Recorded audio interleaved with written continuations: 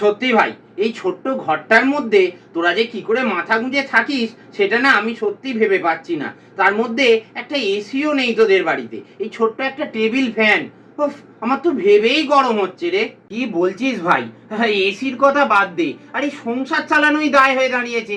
বুঝতেই তো পারছিস রোজগার পাতি খুবই কম।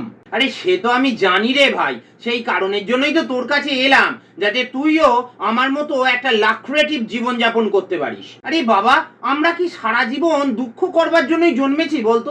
আচ্ছা মনে পড়ে তুই আর আমি একসাথে পড়াশোনা করতাম, তুই বিটেক করলি আর আমি এদিকে মাধ্যমিকে ফেল করে পড়াটা ছেড়ে দিলাম। কিন্তু দেখ আজকে তুই কোথায় আর আমি কোথায় পৌঁছে গেলাম।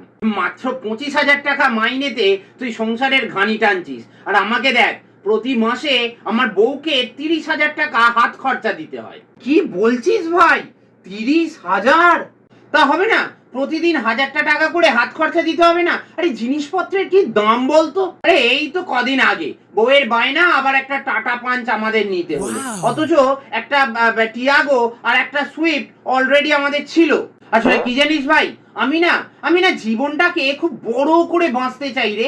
Leave life king size. ওরে বাবা, বলছি এত টাকা কোত্থেকে পাচ্ছিস ভাই? পার্টি ফাটি করছিস নাকি? পার্টি নয় ভাই, পার্ট মানে একটা অংশ। আমি আমি আজ একটা নেটওয়ার্কের অংশ, আর আমি চাই তুইও আমাদের এই নেটওয়ার্কটাতে আয়। মাত্র মাত্র তিনটে লোক তুই জোগাড় করতে পারবি না? আচ্ছা আচ্ছা, তুই কি চাস না যে এই পায়রার খোপ থেকে বেরিয়ে তুইও একটা আরবানাতে ফ্ল্যাট নিবি আমার মতো? যোগ্যতা যোগ্যতা লাগে বস, আর বানাতে ফ্ল্যাট নিতে গেলে একটা যোগ্যতা লাগে।